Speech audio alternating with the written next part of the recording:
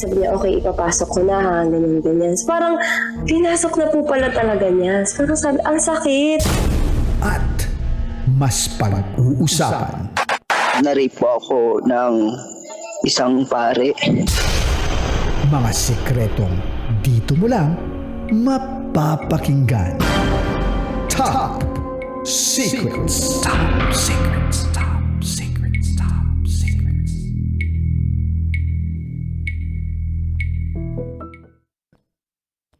Hi Kabisyo! It's me, kasama mo ang Basa Princess DJ Raki Tara. Kasama si Titan Jello sa ngalan niya at welcome to the program Top Secrets. Ito po ang programang hindi ka huhusgahan, bagkus ikaw ay pakikinggan. Ang programa sa radyo na nagpo-promote ng we listen and we don't judge culture.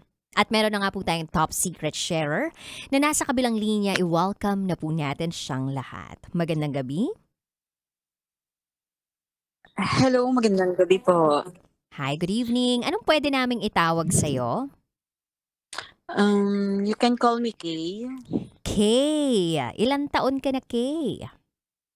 36, 36. Sang lupalop ka naman galing, Kay?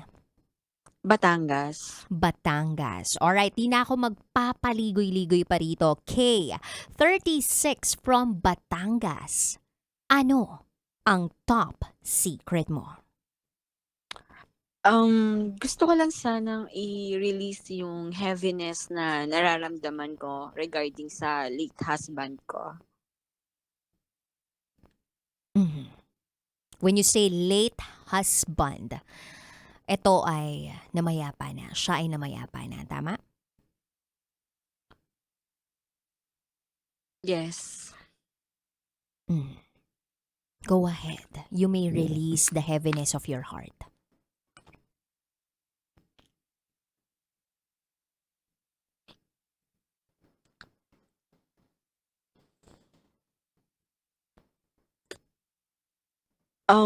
My husband died last 2025.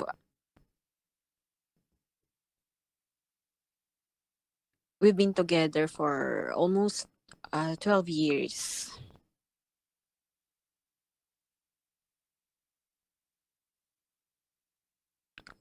And apparently, discover ko na meron siyang babae before siya mawala.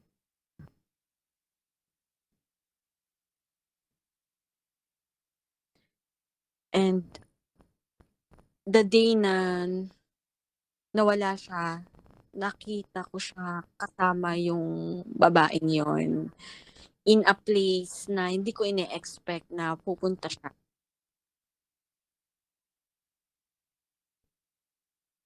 At anong lugar naman to? Motel.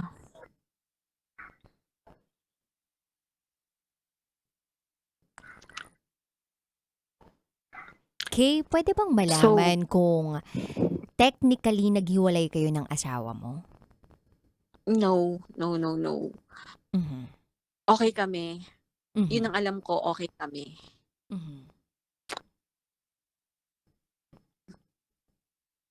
Kasi hindi kami naghiwalay. We stayed in the same house for a long time. Wala pa kaming anak. Andun pa lang kami sa time na binubuo namin yung family, ideal family sana namin.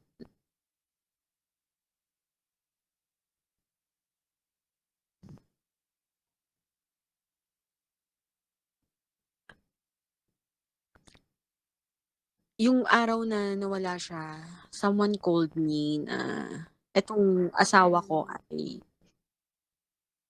kasama daw yung isang babaeng to and hindi na daw magising.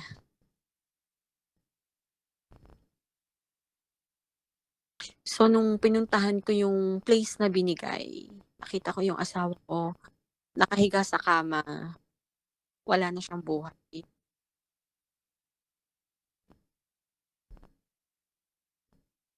kasama yung babae na before siya mawala ay pinaghihinalaan ko na karelasyon niya. Medyo nawawala-wala lang yung linya mo, Kay, ha? Pero tama ba kami ng pagkakaintindi dun sa mga nabanggit mo? Tsaka mo lang nalaman na merong ibang babae, allegedly itong asawa mo, nung pinuntahan mo siya doon sa lugar kung saan walang kusina, I mean yung motel, no? Na wala ng kabuhay-buhay. Kasama niya doon yung babae. Yes. So nawalan siya ng Yes. buhay sa isang motel. Oo, oo.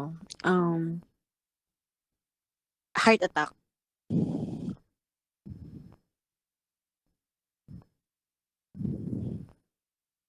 Ilang taon na tong asawa mo? 37. 37 years old. And nung time na you were rushing towards that motel, anong tumatakbo sa isip mo? Na sana buhay pa talaga siya. Na maabutan ko siyang buhay.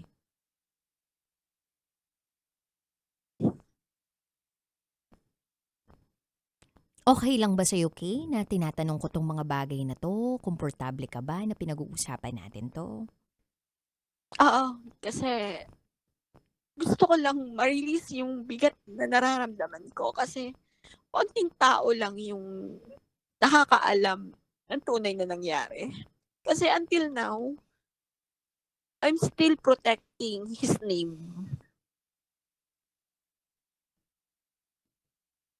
Mhm. Mhm. Even his family, hindi alam kung ano yung tunay nangyari. Ano lang alam ng pamilya niya? Nawala siya kasama yung friends niya na kumain sila sa labas.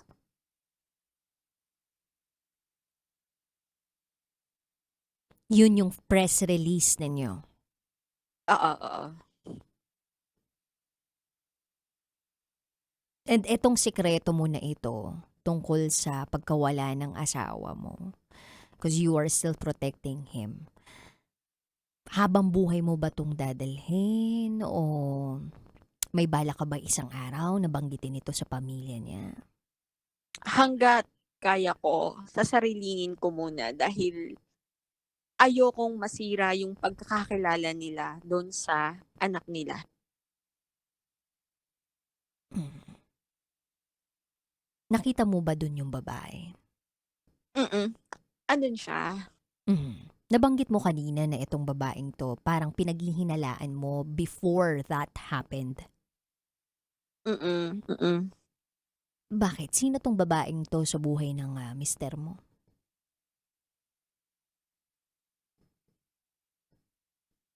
Mm, a close friend. Ganun. Nakakasalamuha mo rin tong babaeng to.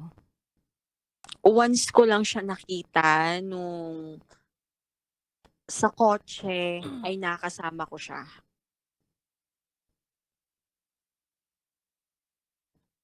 Hindi ko alam na dun pala sa pagkakita ko sa kanila ay dun na pala nag-i-start. Nagkaroon ba kayo ng conversation nung girl? No. Yung nawala kasi yung husband ko, 2 weeks before, dun palang nag-i-start yung may naglalabas ang mga ebidensya na may something sa tato.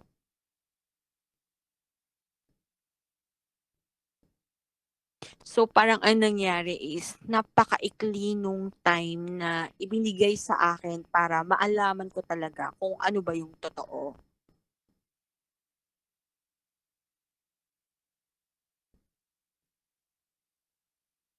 For sure may mga tanong ka sa utak mo. Wala ka bang Mm. napagtanungan? Merong may mga nakakaalam, pero gusto man nilang sabihin sa'kin, wala silang courage para ipaalam sa'kin. Yung natitira kasi sa'king mga katanungan is para talaga yun sa asawa ko. Mhm. Alam mo yung feeling na ang dami kong what ifs, ang dami kong bakit, pero kahit anong tumatakbo sa isip ko, hindi ko na makukuha yung exact answer na gusto ko sanang malaman. Mhm. At ano-ano 'tong mga tanong na 'to? Kung sakaling nakikinig ngayon yung asawa mo, kung may tenga siya ngayon dito sa earth, anong sasabihin mo sa kanya? Bakit? Bakit niya nagawa sa'kin yun? Kasi simula nung naging kami, never niya talagang pinakita sa'kin na hindi ako kamahal-mahal or na hindi niya ako mahal.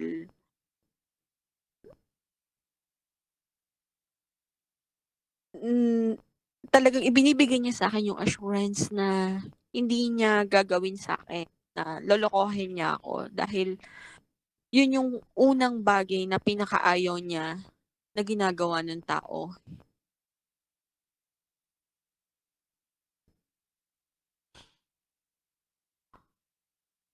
Ang bigat lang kasi before siya mawala, nag-away kami. Kasi nagkaroon na nga ng confrontation, pero hindi pa rin talaga siya umaamin.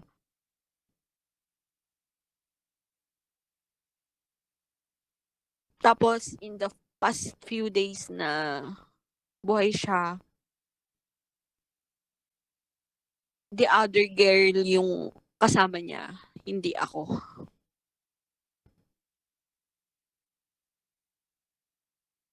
Nag-swimming sila overnight, tapos sa last day ng buhay niya, kasama niya nag-lunch yung babae, hindi ako.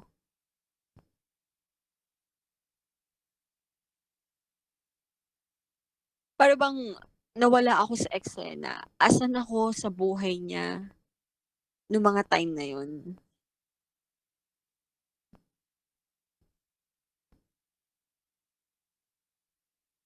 Sobrang bigat lang kasi di man lang kami nakapag-usap ng ayos. Wala man lang maayos na paalam.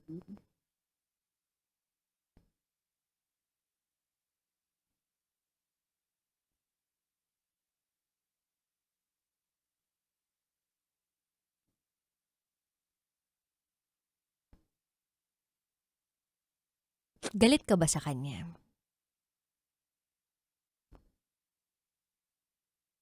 May may part na galit ako sa kanya.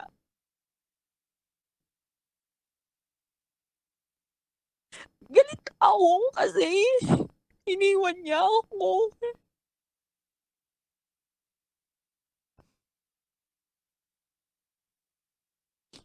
Iniwan niya ako na maraming katanungan sa akin, hindi ba ako naging sapat talaga?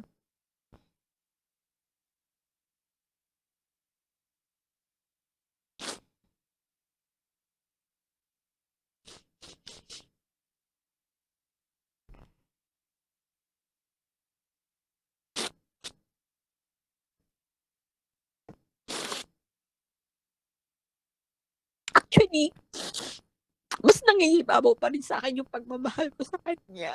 Kasi sa 12 years na yun, naramdaman ko naman talaga kung gaano niya ako kamahal.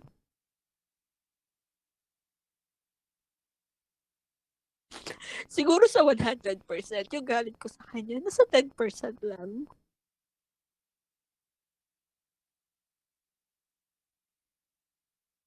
Kasi naging masaya ako na nakasama ko siya for almost 12 years. Naramdaman ko din kung paano ako itrato ng tama.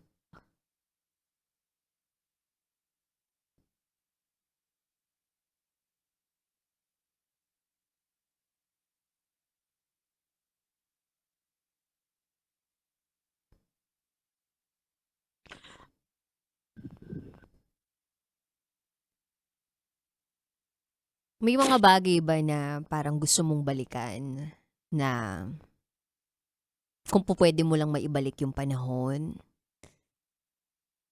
may iba kang gagawin?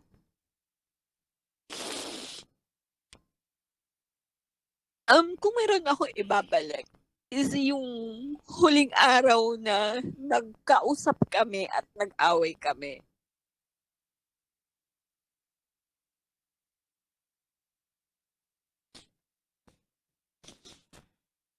Na sana instead na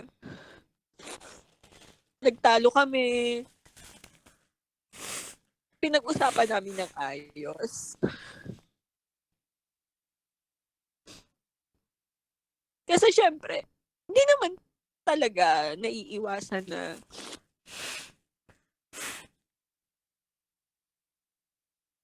nandyan yung tukso, di ba? Sabi nga ay lahat tayo merong kahinaan. At sinubok talaga ng panahon at pagkakataon ng asawa ko.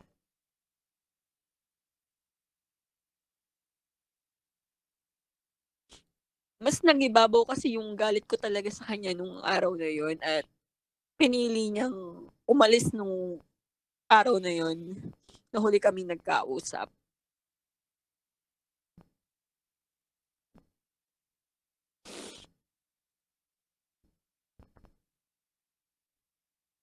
Siya kasi yung tipo na ano, 'pag nag-aaway kami, mas gugustuhin niya na umalis na lang muna, tumahimik at magpalamig.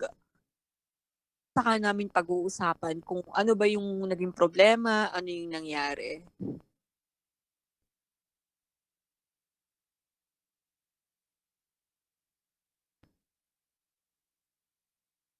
Actually, nakausap ko na si third party.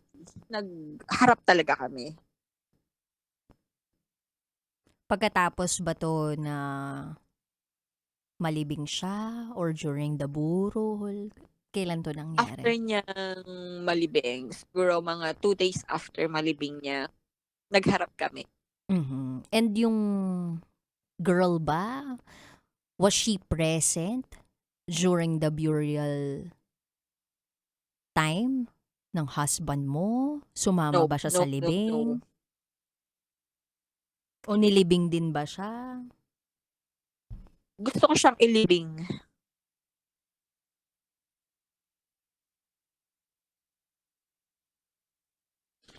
Pero actually, nagpaka-professional ako while kausap ko siya. Mhm. Anong mga napag-usapan niyo? Ang hinahabol ko kasi sa kanya, sana nung time na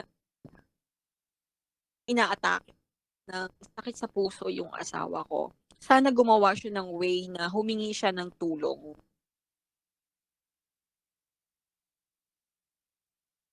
Kaso hindi eh, kasi pagdating ko pa lang dun sa area, ako pa mismo yung nagdala sa asawa ko sa ospital. Palagay mo bakit hindi siya nakahingi ng tulong? Ang sabi niya ay nahihiya siya, natatakot siya, hindi niya alam kung anong gagawin. What was your response?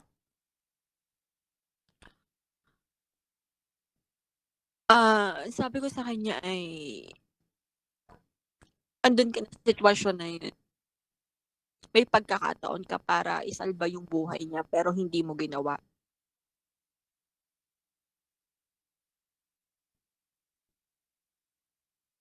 Mas pinangunahan ka ng takot mo, mas pinangunahan ka ng kahihiyan mo kaysa sa buhay na.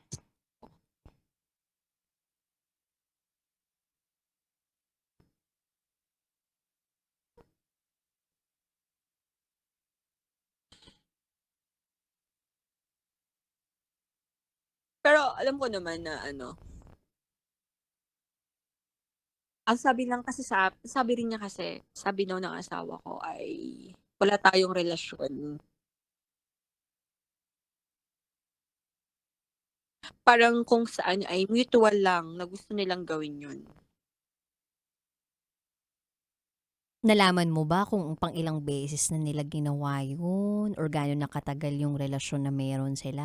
'Di ba sabi mo maiksi lang or sobrang short lang yung time? Wala pang 2 months. Hmm. Yung girl ba may asawa din, may pamilya?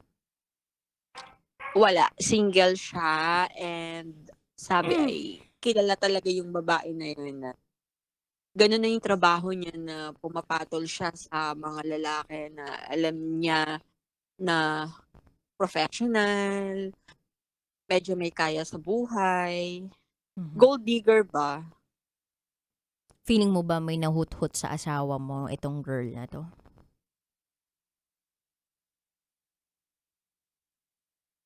Wala, wala siyang mahuhutkot sa asawa ko dahil nasa akin ang pera ng asawa ko. Yan ang legal wife. 'Di ba? Mhm. And kay palagay mo ba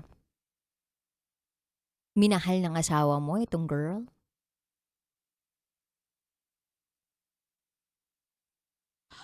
Um, Siguro hindi or pinasa kasi sa'kin ni girl yung conversation nila. Kasi si girl nagse-send ng thirst trap sa asawa ko, gano'n. Yung mga thirst trap, eto ba yung mga kita cleavage, ganun ba yun? Oo, oo. Yung mga TikTok videos. Mhm. So, anong conversation nila ng asawa mo? May mga part na nagke-care si asawa ko sa kanya,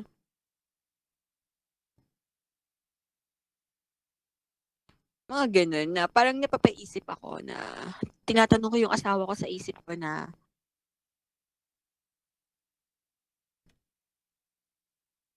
minahal mo ba talaga yung babaeng yun or sadyang nadala ka lang ng tukso?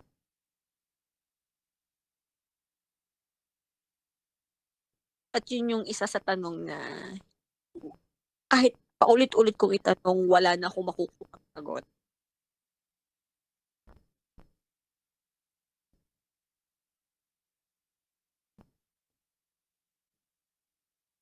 Ano ba yung pagkakakilala mo sa asawa mo? Maalaga, mapagmahal,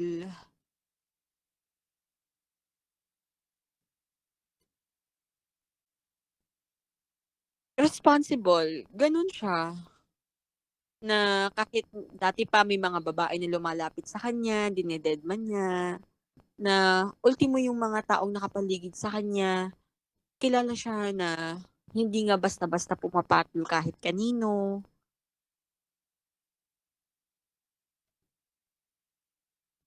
na yung mga close sa kanya na nakaalam nung nangyari, nagtataka kung paano nag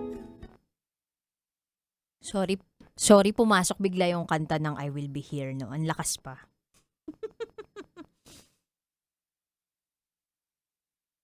Hello, Kay? yes, Ayan.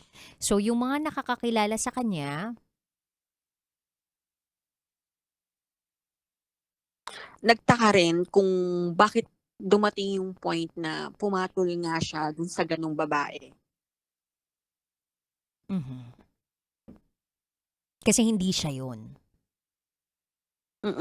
Hindi siya yung gano'n yung pagkakilala namin sa kanya. Mhm.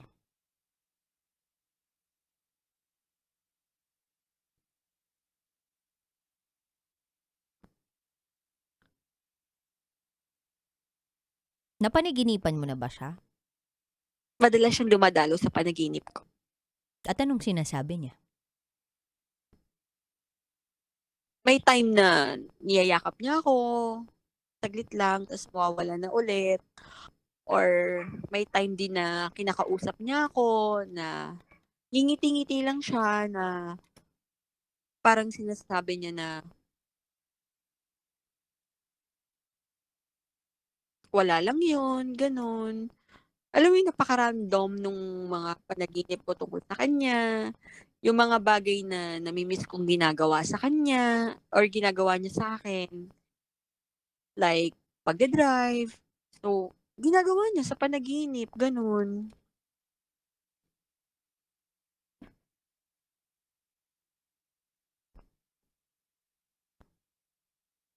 Eh, napatawad mo na siya? Question yun, napatawad mo na ba siya? Hindi pa 100% kasi 'di ba, ang hirap magpatawad ng isang tao na hindi humingi ng tawad sa'yo.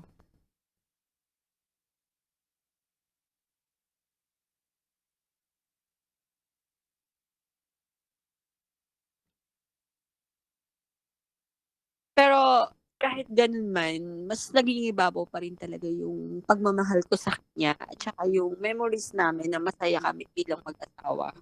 Mhm.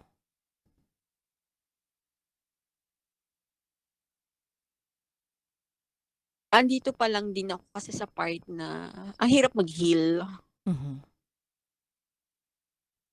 At ilang buwan pa lang naman yung lumilipas. Months pa lang. Mhm.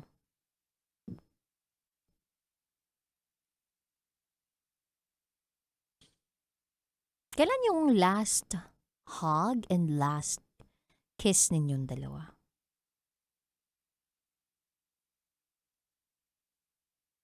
The day na nawala siya. I mean, yung morning bago niya ako ihatid sa work. So, standard nyo yun na kinikiss ka niya bago ka mag-work, ganon, pag hinahatid ka niya. Gano'n. Kasi nung morning tinanong ko siya kung, "Mahal mo ba ako?"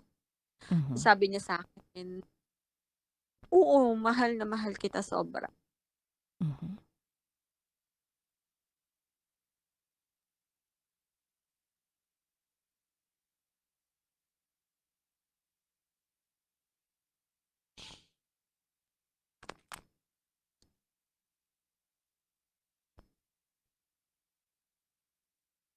Palagay mo, ano yung pwede mo pang gawin o magawa ng ibang tao para sa'yo para makatulong sa paghilom mo?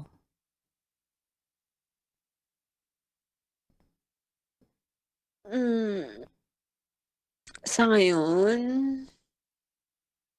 malakas naman yung support system ko.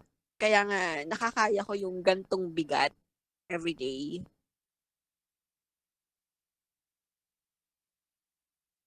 Kasi hindi lang naman ako naghi-heal sa pagkawala ng asawa ko, kundi yung sakit din na naidulot niya sa'kin. Yes. Mas malalim na sugat at sakit yun.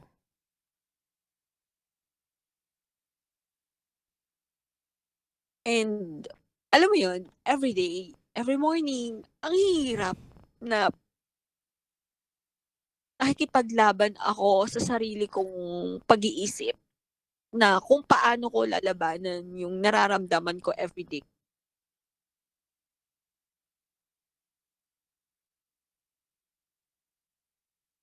Meron ba yung paggising mo, may mga luha sa mata mo?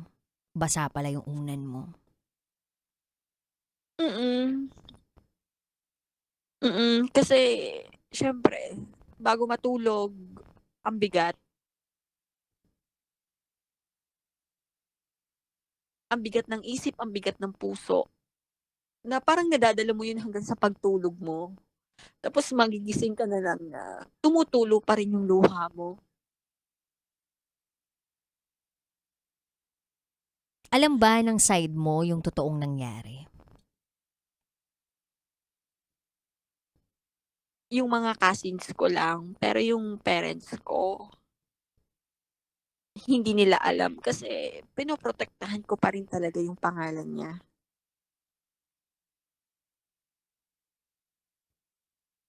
Pero handa ka naman na sa pagprotekta mo sa pangalan niya, ikaw yung mas natudurog, mas palihim na humihikbi o dala-dala pa rin yung bigat?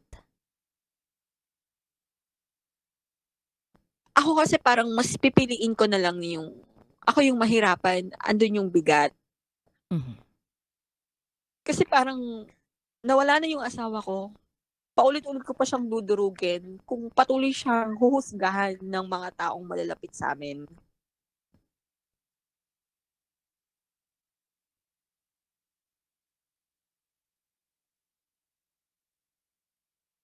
Ganun ko siya kamahal. Mahal na mahal ko siya sobra.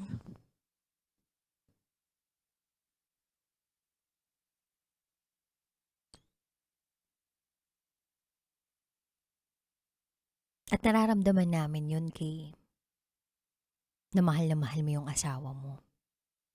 Kasi hanggang ngayon, biruin mo, pwede namang piliin na para gumaan yung nararamdaman mo, ipagsabi doon sa pamilya mo o sa pamilya niya na ito yung tunay na nangyari para mas maintindihan ka, pero pinipili mo pa rin proteksyonan siya.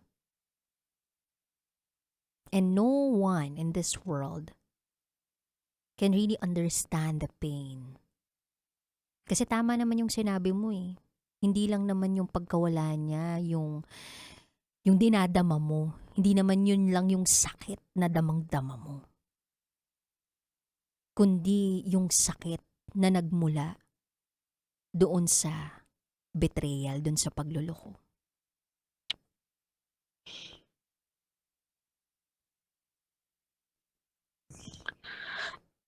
Pag nagpe-pray nga ako kay Lord sabi ko nga sa kanya, sana binigyan na lang niya ng pagkakataon yung asawa ko na maitama yung pagkakamali niya. Hindi yung kinuha niya agad yung buhay niya.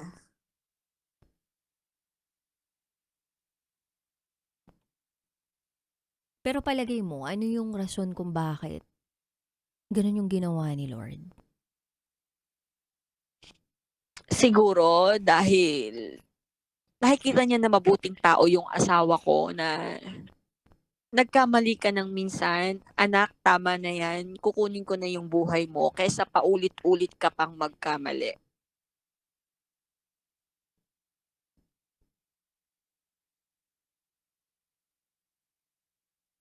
At kapag naiisip mo yun, kumusta yung pakiramdam mo? May part na medyo gumagaan.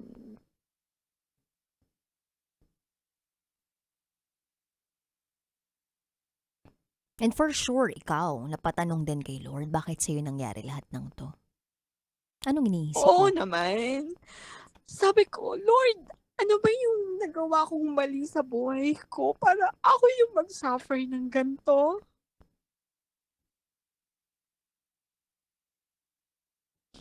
Una sa lahat, yung asawa ko naging kami na wala kaming inaapakang ibang tao.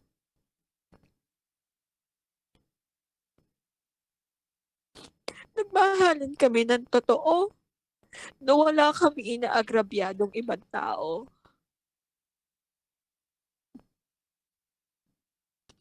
Pero bakit yung pagsasama namin yung kailangang sumubok ng ganito at bakit kailangan ako yung mag-suffer?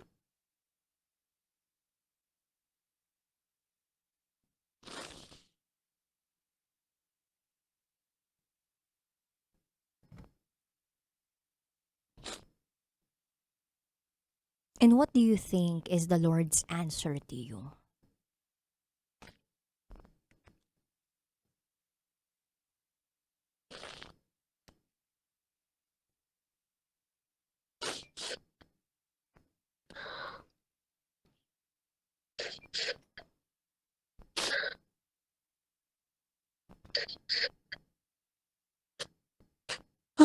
Ano yung huling question? Ano sa palagay mo yung sagot ni Lord sa'yo?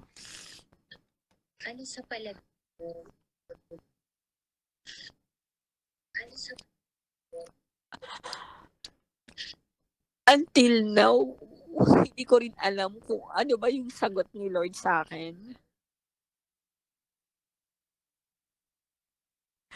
Dahil hanggang ngayon, hindi ko pa rin alam sa puso ko kung bakit nga ba.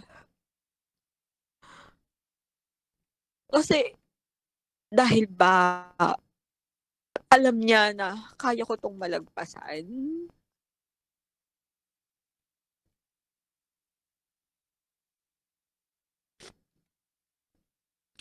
Alam mo ba kapag meron akong mga nakakausap na mga tao na alam yung pinagdadaanan ko, they're always telling me na, "Alam mo kung ako yung nasa sitwasyon mo, hindi ko kakayanin 'yan. Pero hanga ako sa'yo kasi nakakaya mo."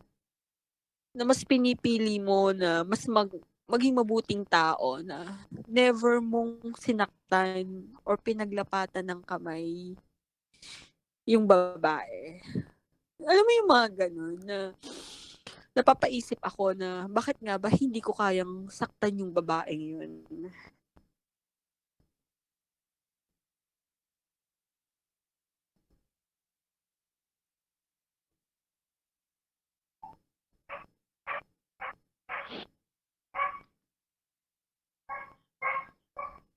Palagay mo bakit?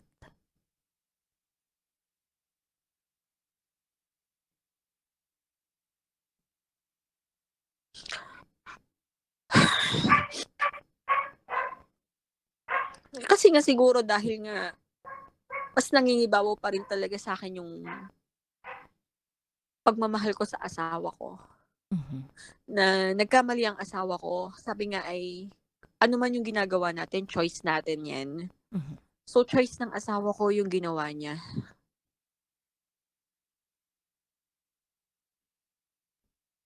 At minsan lang talaga siya nagkamali. At hindi mabubura naman yung mga tamang ginawa niya para sa'yo.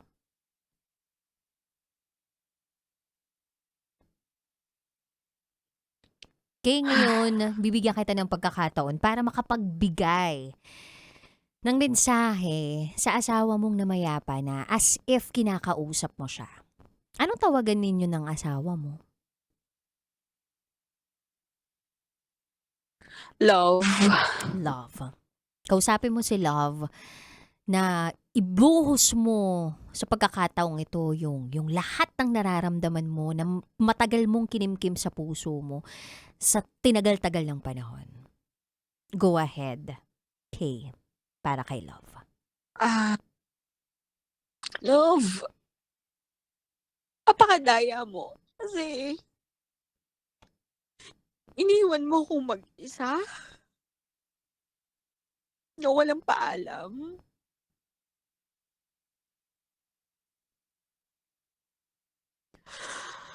Inilaban natin yung sakit mo sa puso.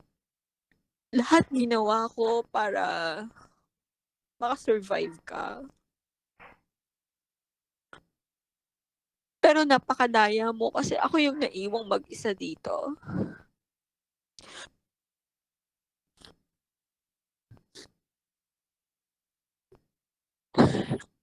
Yung pagmamahal ko sa'yo, simula sa pool, totoo yun.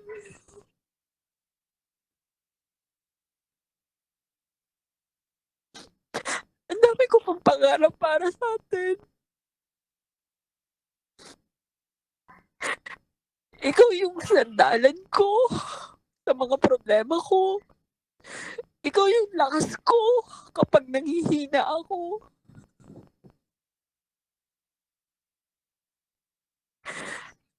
Pero paano pa ako magiging malakas ngayong wala ka na?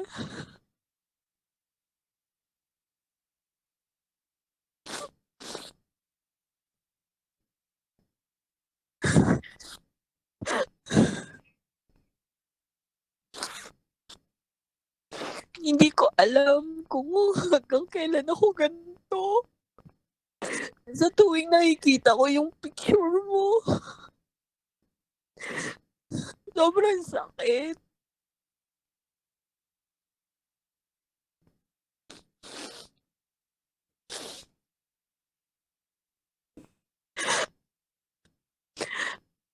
Ang taas din ng standard na iniwan mo.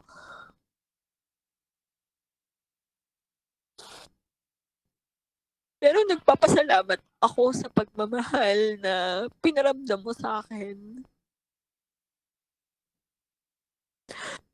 Sabi ko nga, at least minsan sa buhay ko, naranasan ko na mahalin ako at itrato ako ng tama.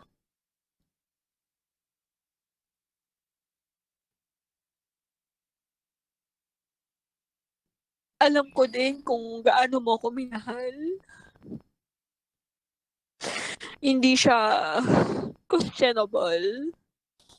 Kaya nga, kahit nasaktan mo ako, mas nangingibabaw pa rin yung pagmamahal ko sa'yo.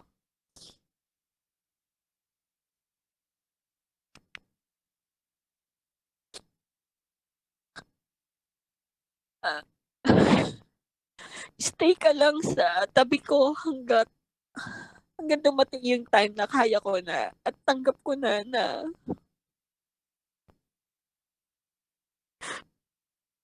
hanggang doon na lang talaga yung story natin.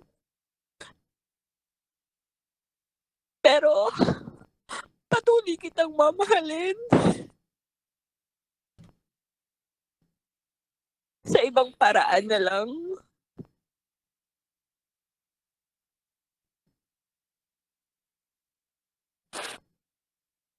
At kailanman hindi naging mali yung pagmamahalan natin.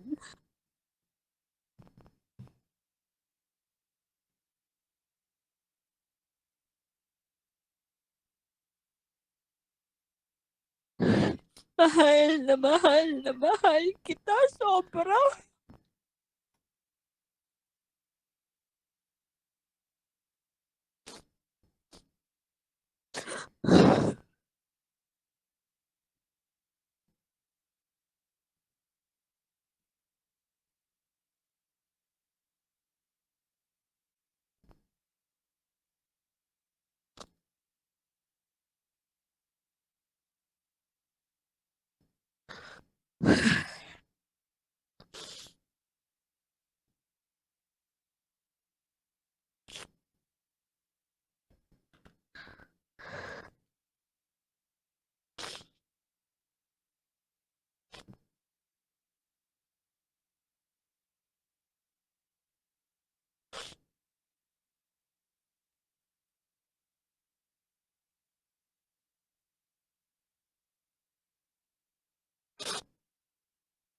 Okay?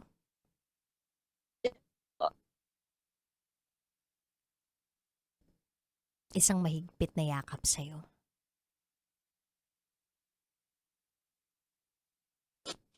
Thank you po. Sana kahit papaano nakatulong yung programa namin para kahit papaano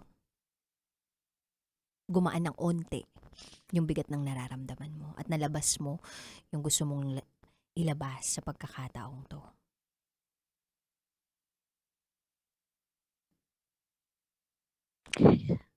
Thank you po. Salamat din, Kay. May gusto ko pa bang sabihin?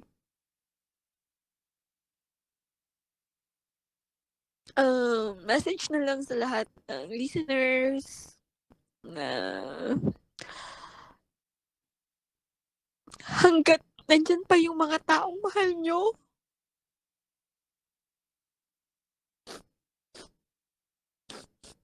paramdam nyo kung gaano nyo sila kamahal.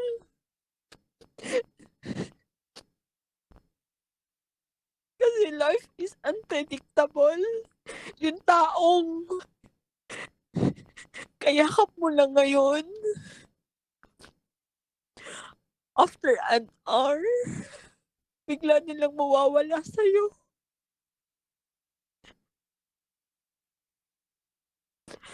At kahit yung paalam, hindi na maririnig sa maayos na paraan.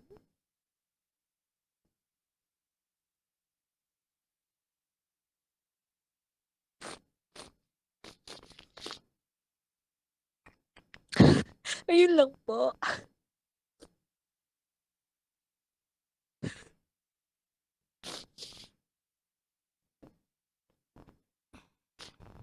Salamat, Kay, sa pag-iwan sa amin ng napakagandang reminder. Thank you. Thank you po. Ingat ka palagi and I pray for your healing and for guidance. Pwede pong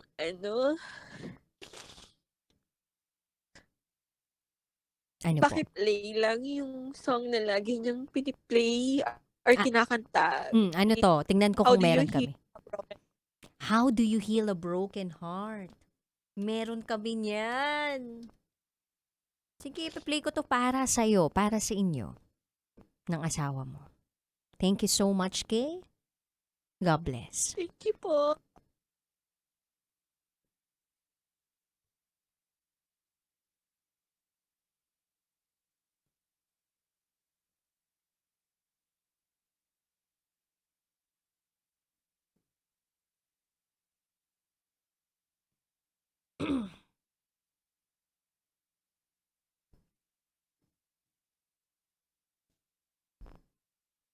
Napaluha ako doon.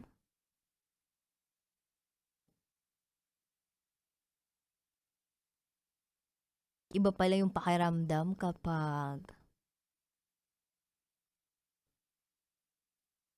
tumawag sa iyo yung tao, tapos sinabi niya na nawala yung asawa niya at yung asawa niya nung huling araw nito ay nasa piling ng kanyang babae. I remember reading a secret file just like that, pero hindi ko akalain na right now or earlier makakarinig ako ng ganong klaseng top secret. Siguro ang nangingibabaw lang sa puso ko ngayon ay ang pagpapanalangin o ang pag-wish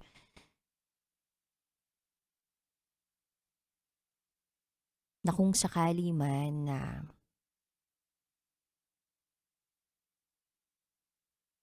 nalulumbay kayo, nalulungkot kayo, marami kayong mga katanungan na hindi nyo na nakuha yung sagot. Meron kayong nararamdamang galit, nasaktan kayo, nangungulila kayo sa pagkawala ng taong pinakamamahal ninyo.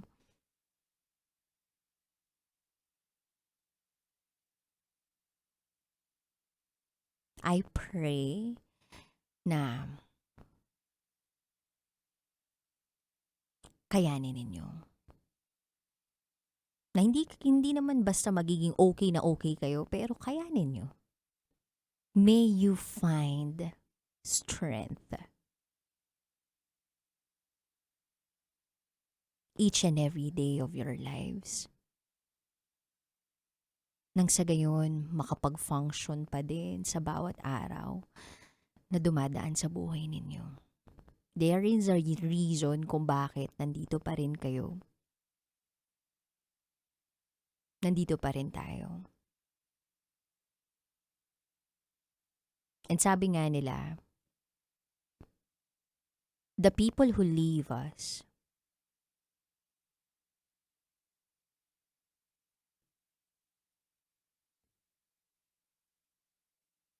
never really leave us, or the people who have left us never really left in our hearts. They will always stay in our minds and in our hearts. And you can never really move on from a loss of a loved one. You'll just learn how to deal with it. Inabasa lang ako kagabi. And let me share it with you. Grief is like glitter. Sa umpisa,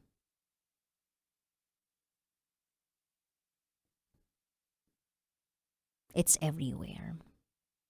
On your hands, in your hair, scattered across every corner of your life. You try to clean it up, to restore some sense of order, but for a while, It seems like you've succeeded, but then one day, you move a sofa or open a forgotten drawer, and there it is again. A tiny sparkle that catches the light and reminds you of what you've lost. Hindi siya nawawala completely. It settles. It becomes quieter, less overwhelming. You learn to live with it, to carry it gently. And years later, when you find a bit of that glitter tucked behind the shelf, you might smile, maybe even laugh. Because it reminds you of love, of connection, of someone who mattered so deeply. And eventually, something will catch your eye. A photo, a favorite song, a familiar scent. And instead of pain, you'll feel warmth. And that's the quiet truth about grief. It stays with you, but it changes.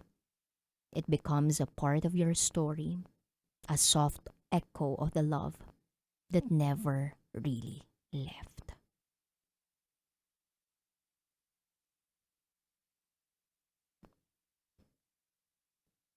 At para kay Kay at sa kanyang namayapang asawa. Here's a song from Chris Walker. How do you heal a broken heart? Nakasama si DJ Rakitera sa 90.7 Love Radio. Kailangan pa bang i-memorize yan? Basic. Top Secrets. Metro's #1 Love Radio. Basic!